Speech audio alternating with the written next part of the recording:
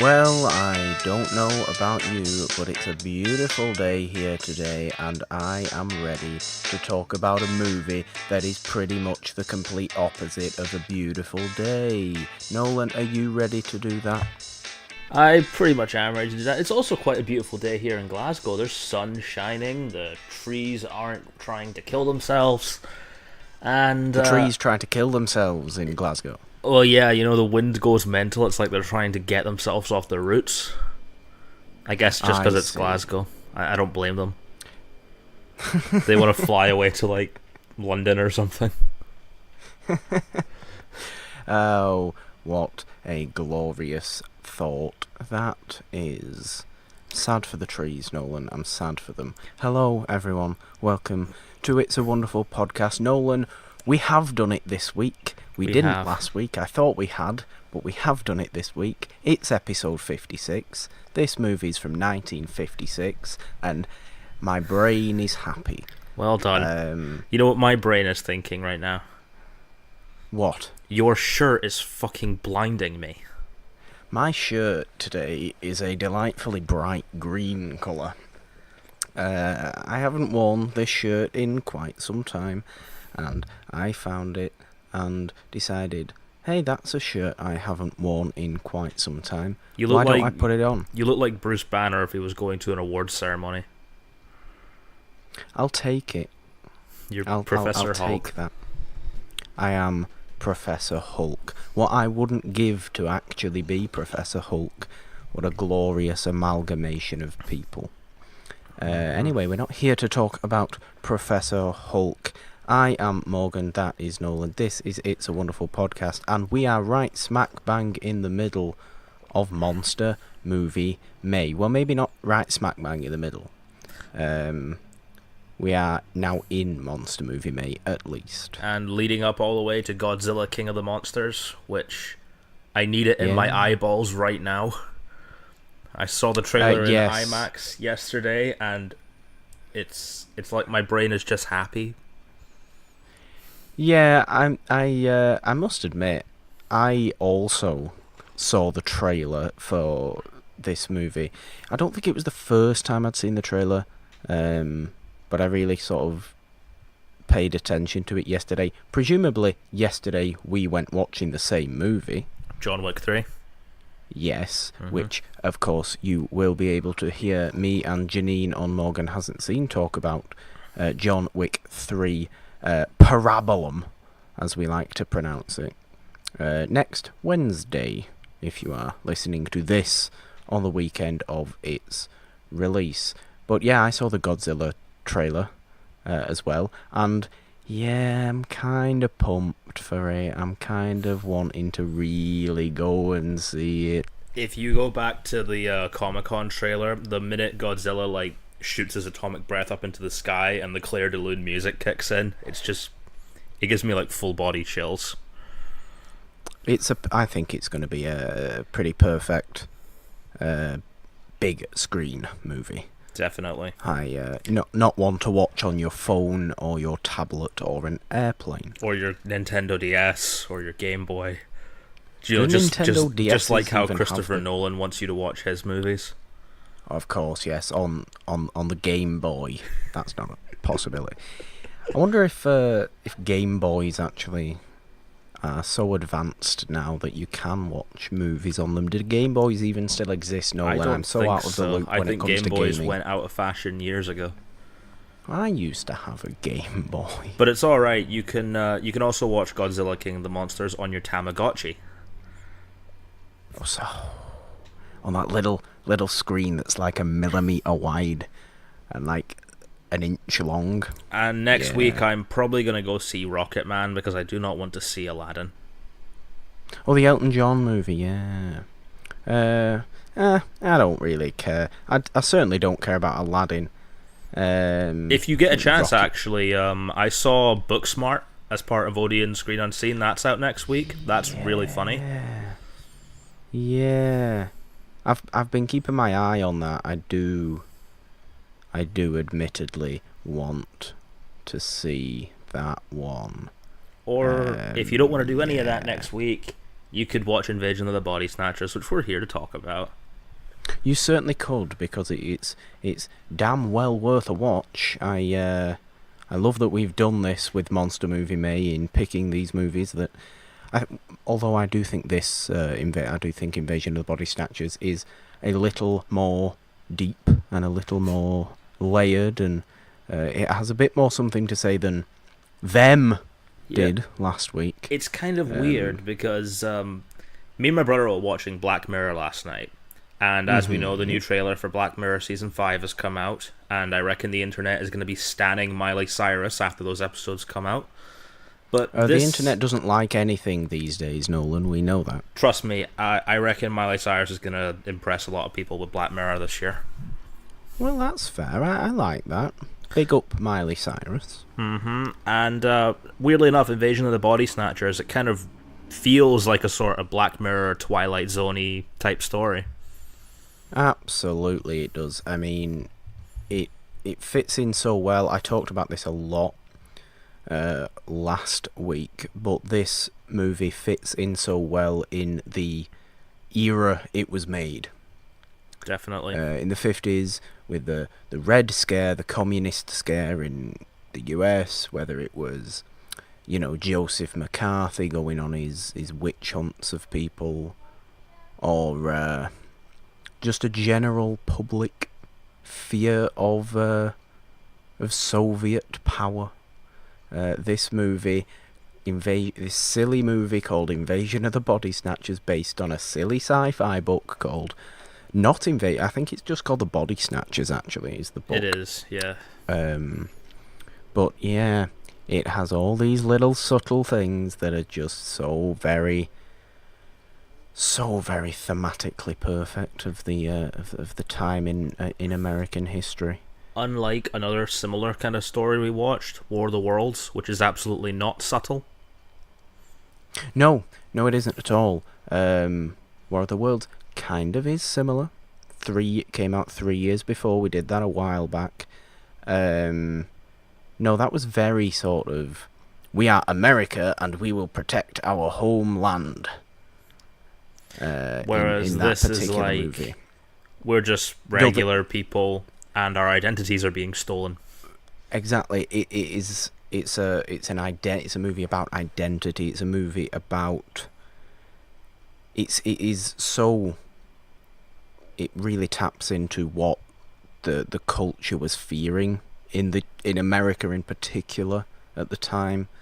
But it is, and the reason I say it is so very, very, very layered is that you can look at it as either this sort of simple anti-communist sort of movie that's like, the pod people are emotionless communists, yay.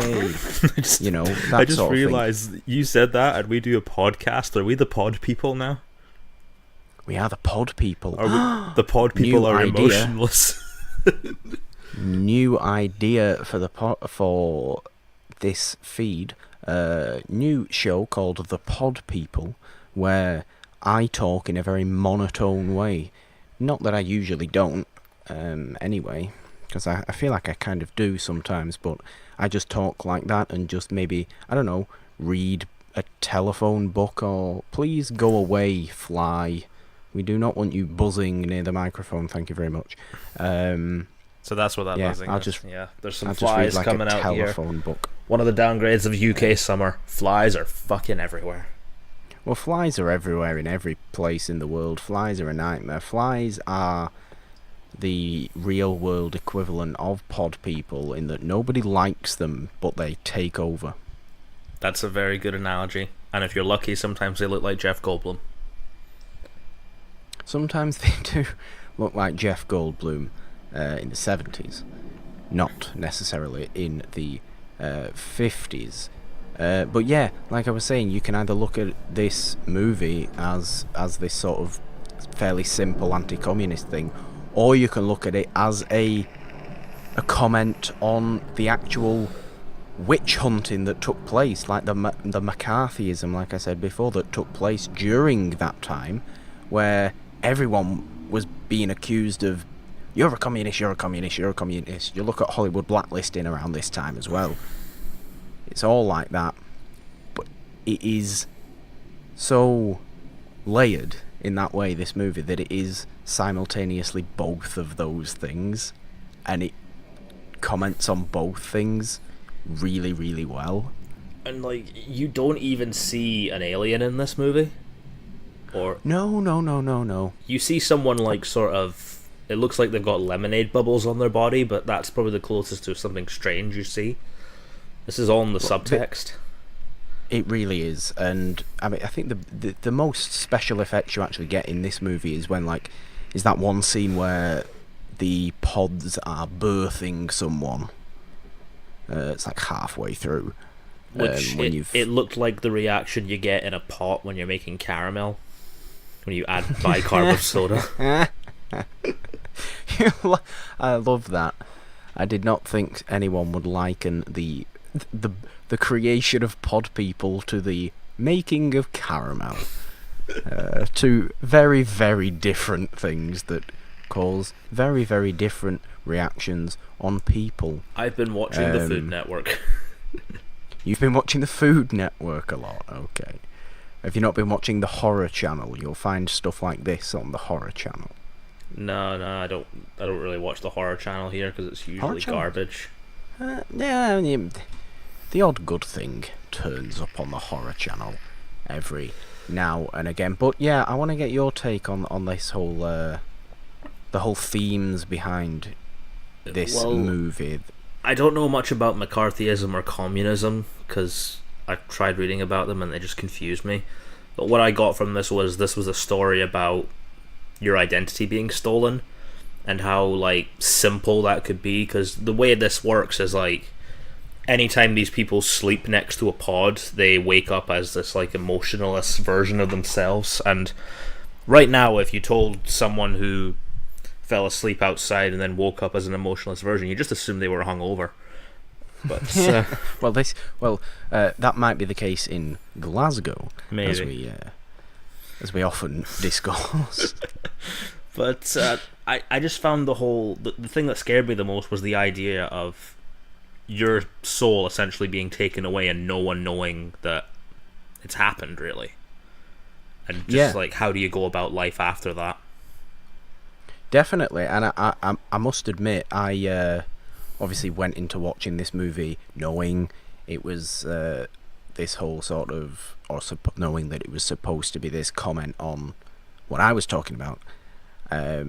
Didn't think too much about this whole identity aspect, and this is where I like our discussions that we sometimes have, because we always tend to have very different things. Please tell me about the McCarthyism and communism angle, because I don't quite get it. Well, okay, Joseph McCarthy was a Republican senator in the US around in the 50s, who basically was the figurehead, and I don't know too much about it, but all I know is that he was sort of the figurehead and the leader of a lot of the witch hunting that took place, and, you know, basically without any evidence he would accuse people of being a communist, and things would go on from there, and it was that sort of thing, right? So that's what he did. Communism's communism. It was, you know, the Soviet power versus the American power, the whole Cold War. That's what this movie is commented on. But it is, that's what I said. What is so smart about it is that it's actually taking both sides at the same time. Right, because as I understood, communism on both things at the isn't communism kind of like a whole everyone helps each other kind of thing? Communism is. I don't mean to try and explain. Right, now you've got me onto explaining a political ideology, and I'm not sure I'm well versed enough to do so. Communism is, simply put, every person has the same commodities, and everyone is treated equal, but that's in terms of everything. Like, everyone is economically equal, and I mean equal to the T. which is why you always get all these dictators that come out of communism, like Castro's or Stalin's, or stuff like that take control over people, because a lot of them are totalitarian, because they just control everyone, because everyone else is just sheep to these people that are the wolves, to use that analogy, right? They are just controlling over all these people that basically have no freedom. All right, I can see how that goes into the movie then, because you're essentially getting your freedom and your identity and your way of being stripped away from you. Your emotions, and it's an emotion thing as well, right? Because America historically prides itself on the freedom and the freedom of everything, and it's emotions and love and all that business that they think. And there are good and bad sides to everything, right? Of course there is. I'm not here to take a side. I'm just saying this is what this movie's doing. Mm-hmm. And this is what the Cold War was all about. It was US, we want freedom. Perfectly fair enough. The Russians, we want everyone to be equal, but that means getting rid of freedoms, and that was why it was this whole difficult Cold War where nobody actually fought anyone. It was just everyone was going, we want this, we want this, we want this, for 60 years or however long it was, until David Hasselhoff decided to cure the world by knocking the Berlin Wall down. And that's Morgan's history of communism. I didn't expect David Hasselhoff to be in there, but fair enough. Started with the Russian Revolution in 1917, with Lenin and Stalin and Trotsky and everybody taking over the Tsar Nicholas II of Russia, and doing this whole rebellion against, like I said, the revolution, and then Russia became the Soviet Union and communist, and until 1989, when the Berlin Wall fell and the Soviet Union was disbanded. It's also why you get Rocky IV. Right, okay. Morgan's history of communism there. Please hate me for making such a meal of that history lesson. I didn't think I'd have to do that today. I was ill prepared. Alright, but the way that goes into the movie is it's talking about Americans' identities being stripped away from them. Precisely. And turning them into aliens, which I assume they would view the communist angle as. Yeah, that's exactly what they are. This is an American movie made in the 50s. Soviets were bad. Right. Which I find kind of funny, considering what the alternate ending of this was supposed to be. Oh, what was that? I don't think I know that. Well, not so much the alternate ending. I believe it's in the book, but it might have been similar. Okay. I don't know. The guy Jack Finney who wrote it, it dealt with extraterrestrials, and in his book they have no more of a lifespan than 5 years. They leave Earth after they realize that humans are having strong resistance to becoming pod people, and despite them having little chance against an alien invasion, they just decide to say, "All right, fuck this, let's go home." Okay. Which is kind of funny. I like the ending of the movie a lot more. It's way more terrifying. Is it? Can you even call it an ending? It feels like if this was made today, this would be the beginning of the third act. Yeah, it is the beginning of the end. But that's a good little analogy there. The beginning of the end. The beginning of the end, but it is also the end of the beginning.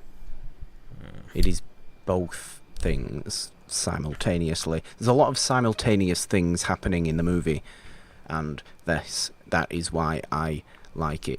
I must admit, after having just watched this today, this has gone right up there in my standings of sci-fi movies.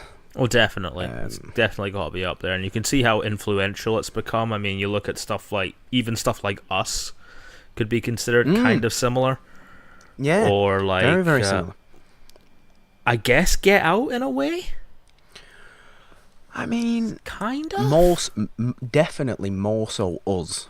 with this whole idea of, like, you bring up the idea of identity, and of course Us doesn't have anything to do with communism or McCarthyism or anything like that, because it's made in a different era, and those it's ideas more about aren't like relevant privilege and anymore. that kind of thing.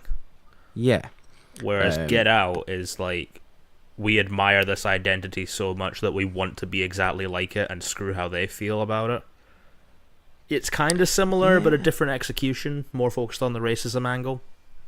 Yes, which is, of course, today's major issue in US culture, which is why I always love no genre represents the culture it was made in more than horror does. Another reason why it's the best genre.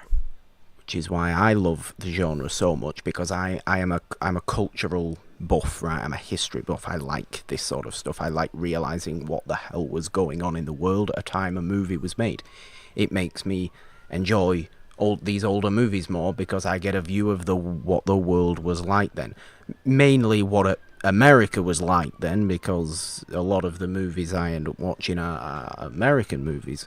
But you can watch stuff from everywhere. You watch Japanese movies or Spanish movies or whatever it is, and you get a feel for, especially in horror, you get a feel for the culture of the time, and that is what Invasion of the Body Snatchers does so well as being a very entertaining and well acted and creepy movie. Very atmospheric. Despite the fact that it's not outright violent or outright gory, is just tense, and it gets to a level below your skin as a viewer and these characters, that they realise that like you said, their identities are being taken over, their way of life is being threatened, and they don't like that, and that terrifies them. And it's a more subtle way of invasion, isn't it? It's an invasion. It is an invasion. But it's not like War of the Worlds, where it's like, here's these big fucking ships blasting everybody. No. It's more like, definitely, we're gonna just put ourselves in your community and we're gonna make you change to suit us. Yeah, exactly. So it's it's also colonization in a way. Very much so. See, lot of layers to the movie, Nolan. Lot of layers to it. We like our layered movies on It's a Wonderful podcast. They offer wonderful discussions. I also don't think I've brought up yet that this movie is directed by Don Siegel.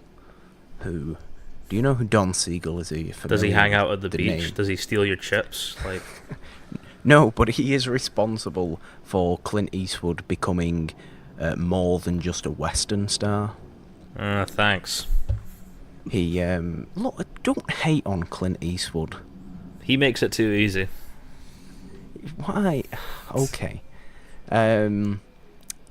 Yeah, so Don Siegel directed Dirty Harry, and Dirty Harry was Clint Eastwood's first, contemporary movie, if you know what I mean. It was his first movie set in the present day. Because throughout the 60s, he was just Western. As we well know on this show when we did Paint Your Wagon, which was a Western musical. Don Siegel directed, Dirty Harry. He also directed Escape from Alcatraz, which was also... it's quite a prolific filmography this guy's got, then. And I think it's Unforgiven. Clint Eastwood.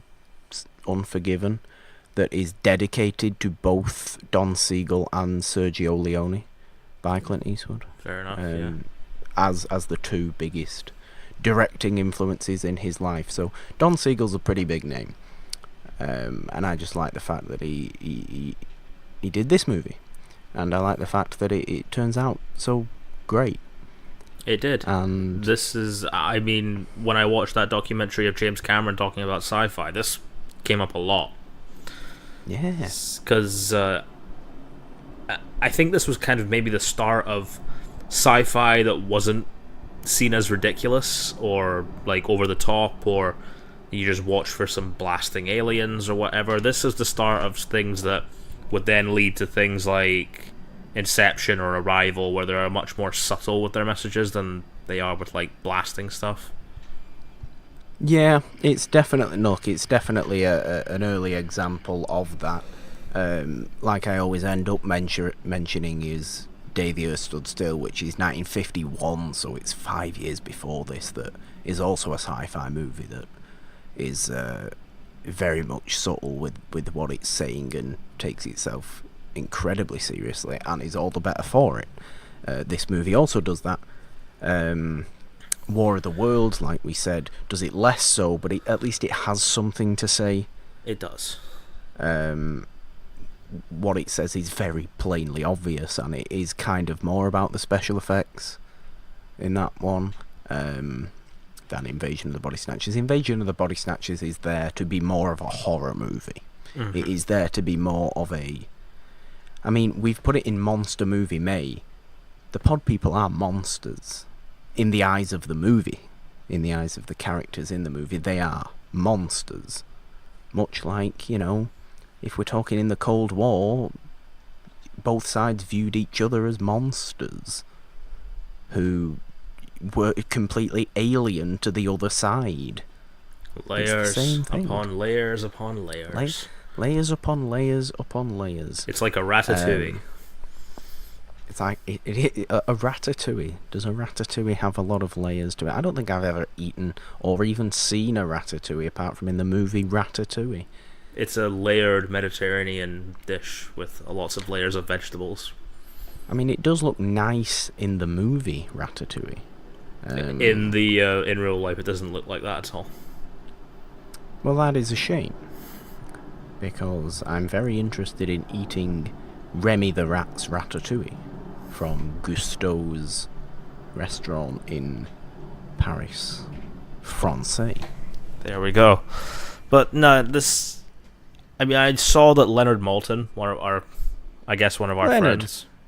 Leonard Maltin, wonderful human being. Maltin Fest just concluded. He loves this movie to bits. Like, he says it's at the same time, I think he said it was quiet, but also very, very scary, because I think like it's more about the thought and the feeling of having your identity stolen by something you can't control that's more frightening than aliens blasting at you.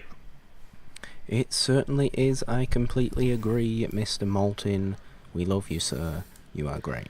But I do think this movie probably gives a lot of fuel to the people who wear tinfoil hats because they think their government is trying to steal their thoughts or something. Potentially. Especially given that the actual whole movie is kind of told in flashback. Yeah, that was an interesting narrative choice. I kind of like it because you open with the lead, who is seemingly insane, telling these people in the...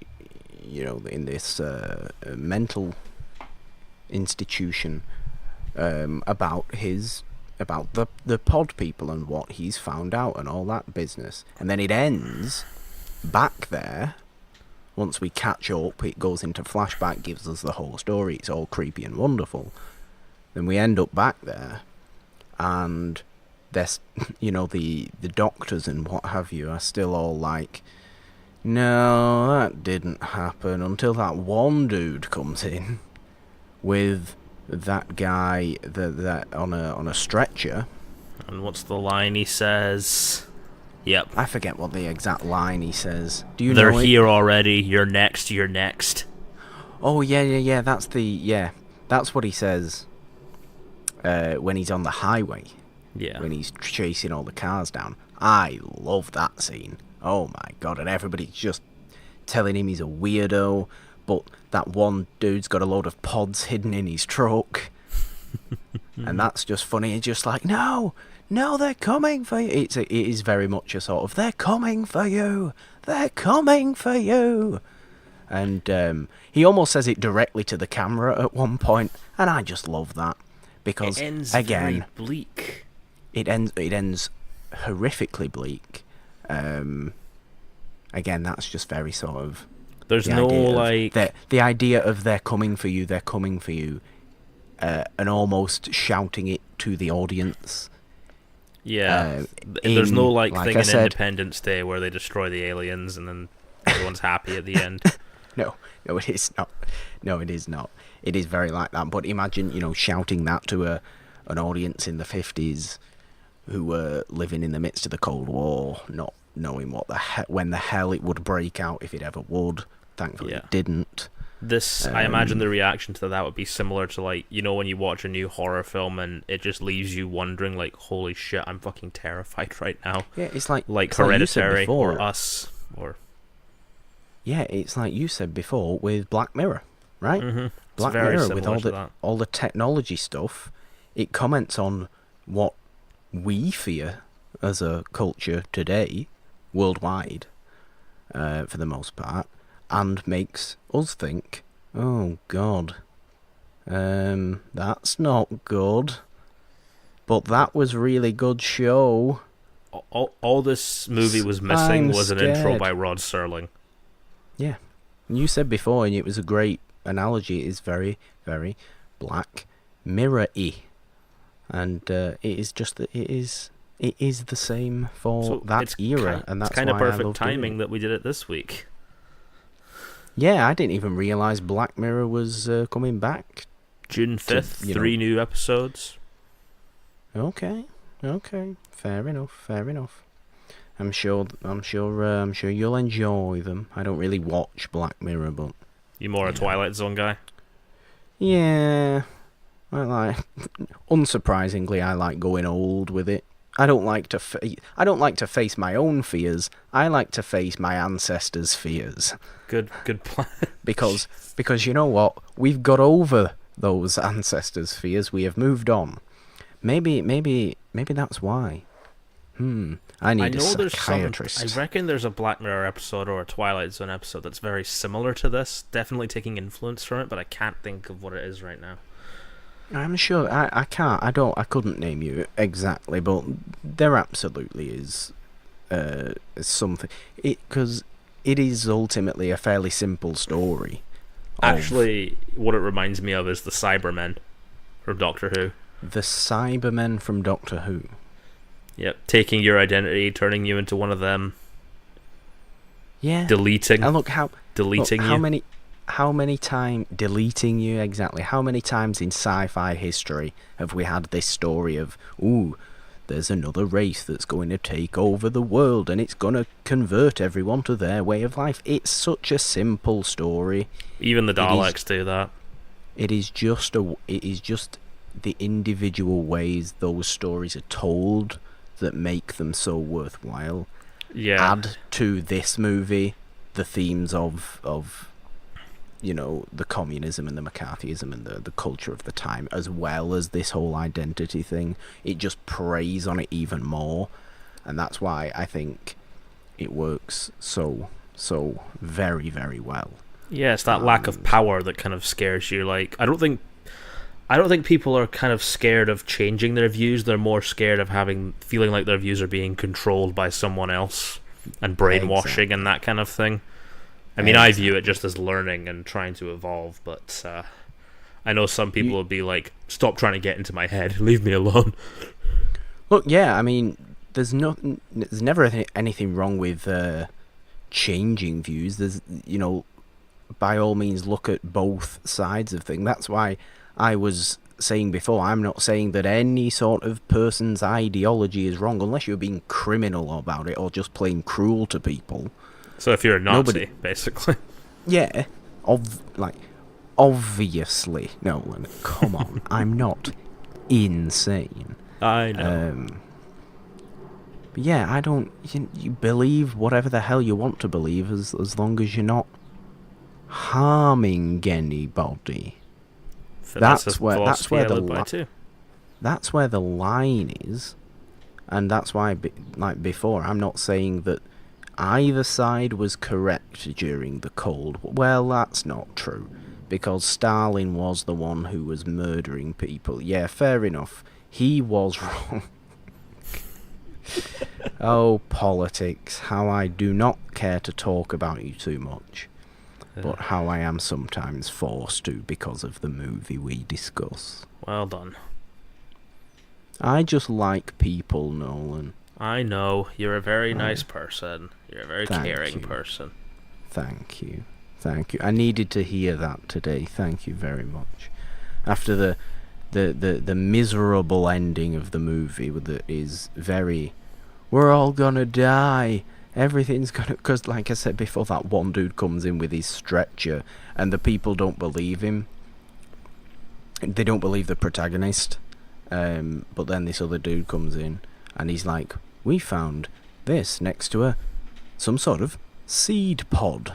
I mean, if you think like, about it, would you... If this movie had the traditional Hollywood ending, would it be as memorable? No. If you had, like, fucking the doctor and his girlfriend going up against and saying, up yours, aliens, and then blowing them up, it would not be as memorable. No. Why am I just thinking of Independence Day? I don't know why. I don't know, you've had Independence Day and Doctor Who in your head a lot today, and, well, I, for one, am all for it. But yeah, no, it has to have its very bleak ending to work as a horror movie, as a monster movie, as a really, hard-hitting sci-fi movie. That does have, it's not exactly a bleak movie throughout. It is a very entertaining watch, for sure. But it's just so well made. It's so well capped off. And I'm surprised at how many times it's been remade. Yeah, I mean, it's not... Look, I would say the ending of this is not as... It's certainly not as famous. It's not as good as the 78 one with Donald Sutherland. Which I haven't seen. That just ends with Donald Sutherland pointing and making that horrific noise because I think it's his wife, thinks, Donald Sutherland is still Donald Sutherland when actually he's turned into a pod person. Oh no. And then he just points at her and goes, or whatever. Funny enough, I think that's the same last thing he had in the Hunger Games movies. What, he does that? Yeah, he gets trampled by a bunch of people. No. Oh no. You see, Granted, I have only seen the Hunger first. Games. I have only seen the first Hunger Games movie. But that's another thing, sci-fi. That's another sci-fi dystopia kind of thing. Like this is. I don't know if it influenced it in any way at all, but. The Fly is back, by the way, but okay. No, I don't know. I would like to. Would you like to see some sort of sequel to Invasion of the Body Snatchers, which is more dystopian, which is just the real little band of survivors that are just trying to escape the pod people, but they don't know that the pod people are the pod people. This is not like a zombie apocalypse, Nolan. It's regular people being emotional apocalypse. This is a regular people apocalypse. To be honest, if you wanna walk around a deserted city seeing emotionless people, just go to a Starbucks in Glasgow on the weekday. See, there's the old Glasgow dig again that we always like to have. You notice how it's never me; it's always the person that actually lives in Glasgow that digs on Glasgow. But yeah, that's just another thing that I think is so is so great about this movie, and is so subtle about this movie, is the fact that if you did do some sort of apocalypse sequel movie to it, you would just be you would be really having to think who was real and who was a pod person. Sort of looking at apathy in a way, because the pod people they act apathetic towards everything, and the world acts apathetic towards it. So this is another movie that says, stop being apathetic towards everything. If you can do something, fucking do it. Did you know that the term pod people did not come about until much later on? What, after the movie? Way after the movie. I'm talking decades after the movie. Oh yeah, because they never actually call them pod people in the movie, do they? No. It is just, it obviously refers to this movie, but you can use the term for anyone that's for any type of story like this that's about this whole sort of emotionless identity takeover situation. You can call anyone a pod person. If the tethered in Us weren't called tethered, didn't have their actual name, they'd essentially be pod people, even though they are actually very emotional. So that's not necessarily accurate. Yeah, us is commenting more on privilege than anything else. The tethered are actually way more emotional than regular humans. They're all sad. They're really sad. I feel for the tethered. I really want to watch Us again. I just want that movie to come out on Blu-ray so I can go buy it. Well, I don't think it'd be too long, will it? No, I reckon... Well, when did Get Out come out on Blu-ray? Because you got that, I have no day idea. One, didn't you? A few months after it came out in the movies, in the cinema. I don't know. It was years ago. I don't remember last week. I reckon it'll come out maybe July or something. Yeah, so go and watch Us then. Us then. You can Us then them. Us then them. Us. Don't watch Us and then them. Don't do that. I just feel like I've caught myself in a tongue twister right now, and nobody can tell really what I'm saying. Which is not a necessarily... Do you know how many pickled peppers Peter Piper pipped? I don't know. Wasn't it countless? Probably. Did Peter Piper not just keep on picking pickled peppers until his picking days were pickled... The pod people picked a pack of pickle. Oh no! I'm sick of the letter P. We're really giving the microphone a good chance to prove its worth with its pop shield right now. Yeah. I hope it's working. Otherwise, this is horrendous for people to listen to with headphones on. Yeah. Although I would say overall this movie is. I mean, if you've seen any kind of sci-fi thing, it was definitely at least influenced moderately by this. Yeah. I would love to read the book to see how it differs. So would I, actually. I can't imagine it's a very long book. No, it was a short story, I think, because it was submitted to a magazine, I think, as well. Oh, okay. I mean, the movie published as a book later. I mean, this movie is only 80 minutes long. Which I was grateful for, to be honest. I'm always happy when we get low run times, because that means the pacing's probably better. Oh, well, that's good. The next movie I've picked is 2 hours and 78 minutes, even though that's not an actual length of time. Is Beast from 20,000 Fathoms actually that long? No, it's not it's not 3 hours long. That would be ridiculous. Yeah, and you've also just given away what we're doing. In fact, you've not given away what we're doing. But I think that's probably a good time to sort of wrap up the whole Invasion of the Body Snatchers discussion. It's been a really good discussion. I think. I at least hope it has. It has definitely kind of a more unusual discussion than a lot of the time. Way more thematic. Twisters, we've had themes, we've had communism. Way more a Morgan history lesson that people are going to probably hate me about, but hopefully I made some sort of lick of sense. But you are impossible to hate, friend. You are.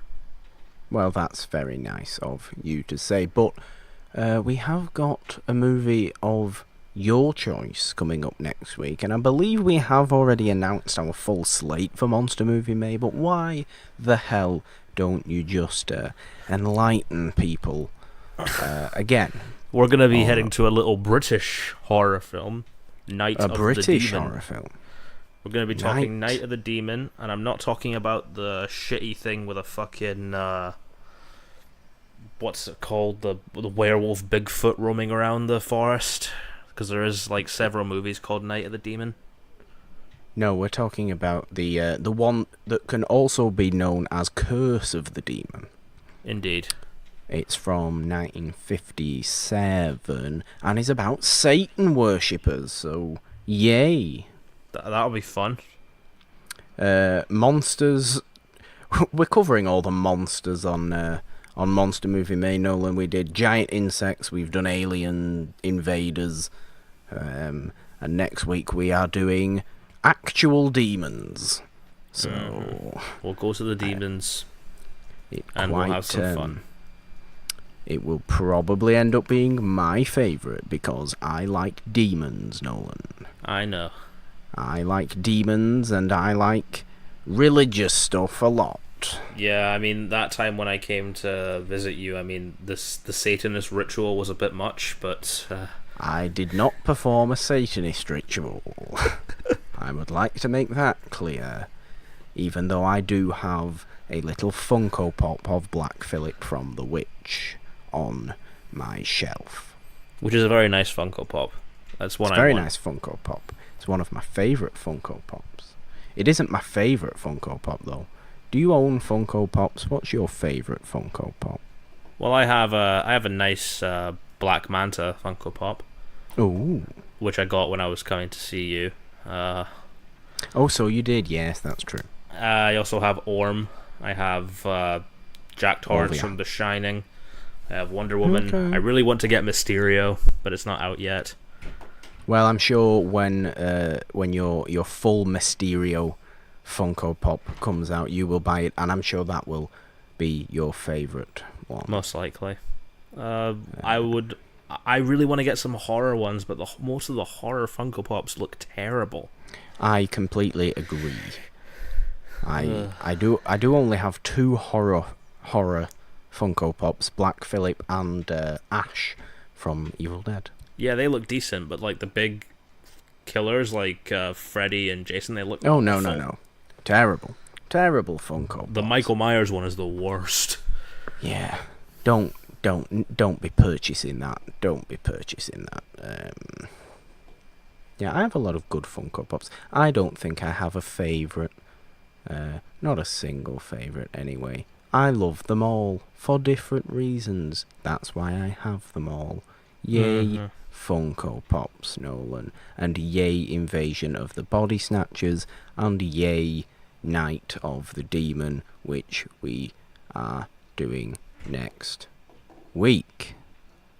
Yep. What have you got coming up, dude? What's happening? Can I say this? I don't know. Well, now you've teased everyone. So, remember how I'm writing a book? Do you know what? I don't know. Really? What's this book? It's called Sunflower. You know, it's a Sunflower. It's a very happy story about a fictional character who becomes happy. No, it's definitely not. No. It's my book Moonflower, and the agent, after a very grueling 6 months, finally got back to me. She did explain that her long wait was because of traveling and moving offices. Fair enough, all a part of being an agent. But she loved it. She loved the new version. I'm just going to let you speak. And right now, all I have to do is make some additions, like add some character stuff and sort of check for any unconscious problematic content that might be in there and fix that up. Basically polish it, add a few different things, and then send it back. And I mean, dude, I think it's a yes. Well, we'll certainly see what happens. And any further news, It's a Wonderful Podcast will have all the exclusives on the development of Moonflower. I'm glad that people get this now, because fucking one of an author's biggest fears is having to change stuff in your work, but I've actually kind of been embracing that. Well, that's a good way to be. That's what I was talking about before. It's all very good to change sometimes, as long as people aren't, being harmful or there's no sort of shouting going on or any sort of killing. But it does mean I have to lose a certain section of the book where my main character, who is an 11-year-old girl, I had a little thing where she talks to her teddy bear because she doesn't have any friends. Right. Now I have to get rid of that section and replace it with something else, because I don't want to go over the word count. This is a middle grade book after all. Okay, so it's a big word count situation. Yeah, most middle grade books don't usually go above 55k. And I'm just on that. The perils of writing, ladies and gentlemen. The perils of writing. Yeah, and my name's not J.K. Rowling, so I can't write books the size of my head. No, you can't do that. But that is wonderful news. I can't wait to hear any more news, and I'm sure you will let us all know when there is any more news to tell. The minute that happens, y'all are getting tagged in the tweet. Exactly. I mean, it's all getting good. We'll have a big whole gushing situation about it on this show, I'm sure. And it will all be and I will still be around to record this show. Just because I get a literary agent contract does not mean I'm going to leave. Well, I'm not gonna. Very, very good news. I'm not gonna Simon Amstel you guys. That's a British reference. Oh, no one understands that, but okay.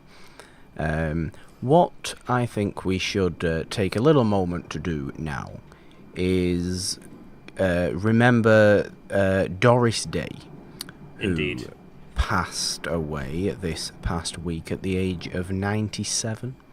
I did say on this week's Morgan Hasn't Seen that I think we should leave it to a little bit of a moment on this show, just for that, because this is a show that looks at the older movies. Doris Day, big, obviously part of old Hollywood and a real star of that era of movies.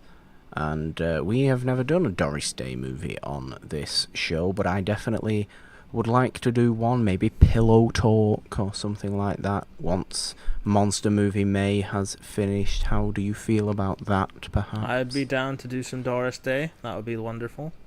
Well, that is wonderful. So yeah, I just wanted to bring that up. And rest in power, Doris Day. 97 is no mean feat, although nobody's ever going to beat Kirk Douglas, who's still somehow going at 102 and a half years old.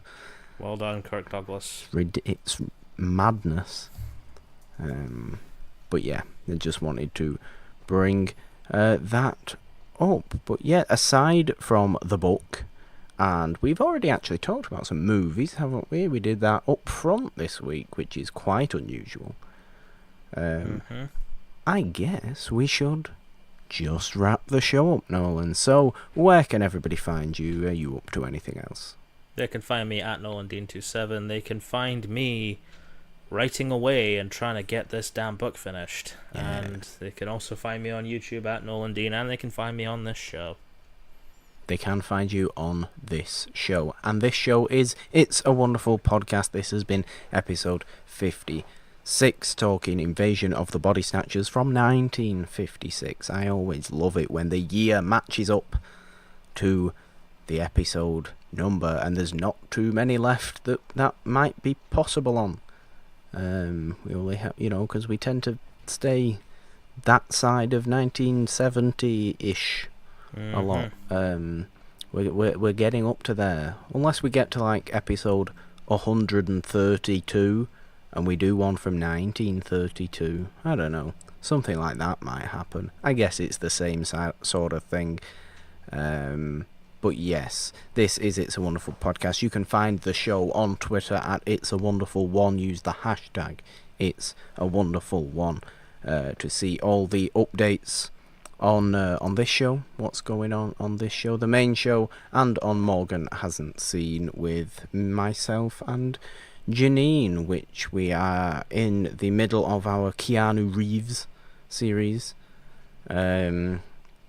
You go and listen to the ridiculous episode talking about John Wick Chapter 2 that went up this past Wednesday, where we barely actually talk about John Wick Chapter 2 as opposed to singing and, mispronouncing the word parabellum or parabellum. I can't even remember what the correct pronunciation of... Parabellum. The little the subtitle of the third John Wick movie. It didn't need a subtitle. No, I don't think it did either, but still. We will be talking about John Wick 3 next Wednesday on Morgan Hasn't Seen, so you can go and check that out there. It's a great show. you can find me on that show as well as this show. And you can find the feed on Apple Podcasts and Spotify and Stitcher and Podbean and all the other glorious places, Google Podcasts. And you can download the show on all of those. Please go and do that. And please, on Apple Podcasts, please leave those 5-star rate and reviews, because it really helps the show out. And we want to keep expanding and doing more and bringing more good stuff to you on both shows. And any more shows that may one day happen on this feed.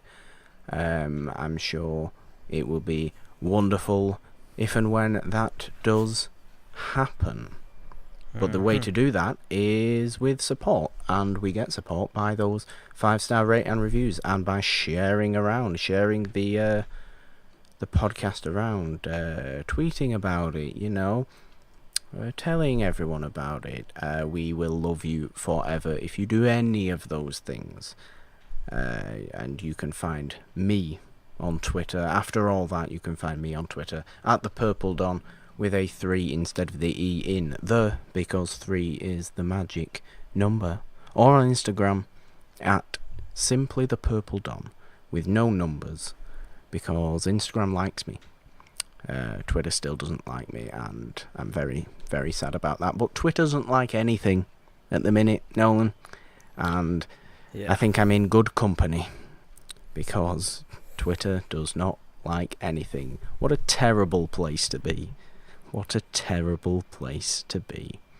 This has been episode 56 of It's a Wonderful Podcast. Until we go and hang out with some Satanist people and some demons next week. In episode 57. Did that movie come out in 1957? I don't know. We'll find out. I think it might have done. Will we do it 2 weeks in a row, guys? I don't know. I'm so excited now. Nolan, see us out before I die from excitement. They're here. See you guys. That's from Poltergeist. That doesn't exist. That's not real.